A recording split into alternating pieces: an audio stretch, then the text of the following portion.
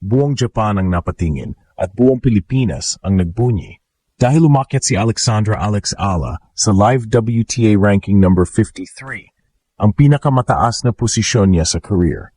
Ayon sa live tennis WTA rankings, hawak ni Alex ngayon ang 1,131 live points matapos ang solid performance niya sa Japan Women's Open sa Osaka. Kahit natapos ang laban niya sa round of 32, sapat ang puntos para maabot ang bagong milestone number 53 new career high sa live rankings. Ibig sabihin, tuloy-tuloy ang momentum ni Ala sa pag-akyat sa World Tennis Ladder at malapit na siyang makapasok sa mga major WTA tournaments ng direkta, no qualifiers needed. Ito ay hindi lang basta numero. Ito ay simbolo ng consistent growth ni Ala bilang unang full-time Filipina pro tennis player na umabot sa ganitong antas. Sa bawat tournament, pinapatunayan niyang kaya niyang makipagsabayan sa mga established international players mula sa Europe hanggang Asia. At sa Japan, mas naramdaman ang impact. Trending ang pangalan ni Alex sa Osaka tennis community matapos niyang maabot ang bagong ranking high. Maraming Japanese fans ang humanga sa kanyang composure, footwork at fighting spirit, mga katangiang Pinoy na Pinoy. Para sa mga Pinoy fans, lalo na sa mga batang tennis players, ang achievement na ito ay inspirasyon. Isipin mo, mula sa training sa Spain hanggang sa pagharap sa mga WTA veterans, umabot na siya sa top 60 ng mundo. At kung magpapatuloy ang consistent performance niya, posible na niyang maabot ang top 50 bago matapos ang taon.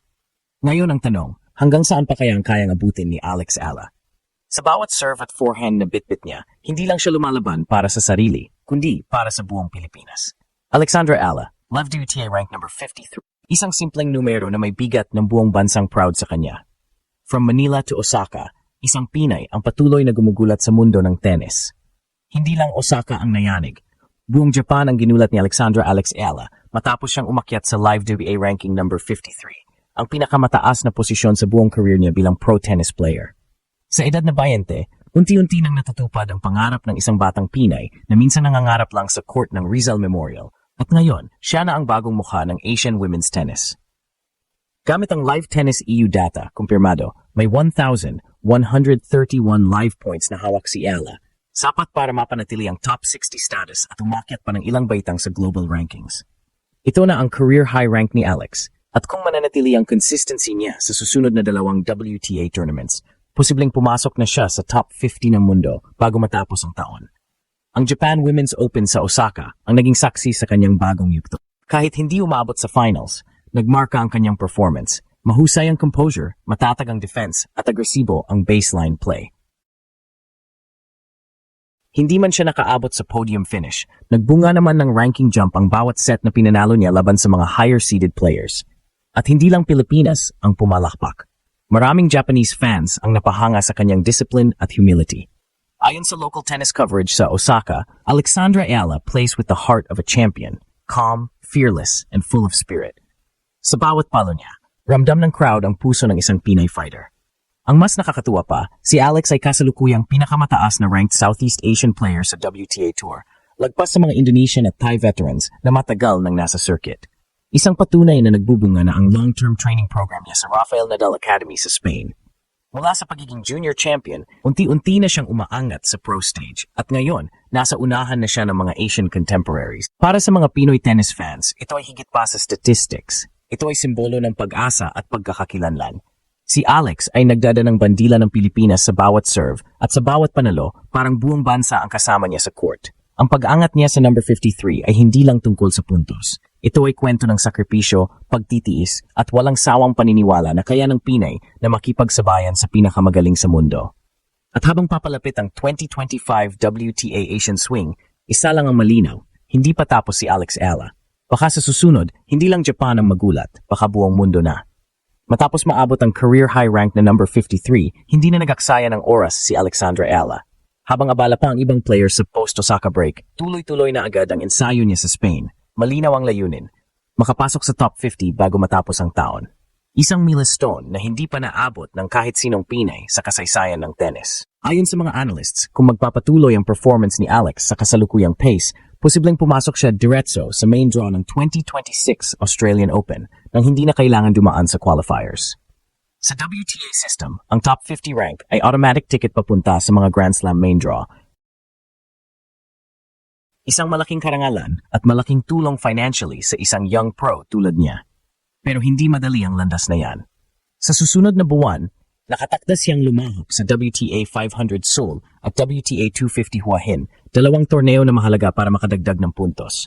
Dito rin masusubok kung gaano kalalim ang kanyang consistency sa high-level competition. Sa parehong tournaments, makaharap niya ang mga top 40 players gaya ni Emma Navarro at Veronika Kudermetova, mga batikang kalaban na may mas maraming experience sa Grand Slam stage. Ngunit ayon sa kampo ni Alex, hindi sila natatakot. Ang focus daw ni Alex ay execution, not expectation. Sabi ng kanyang coach sa Nadal Academy, she knows she's close, but she doesn't chase numbers, she chases improvement.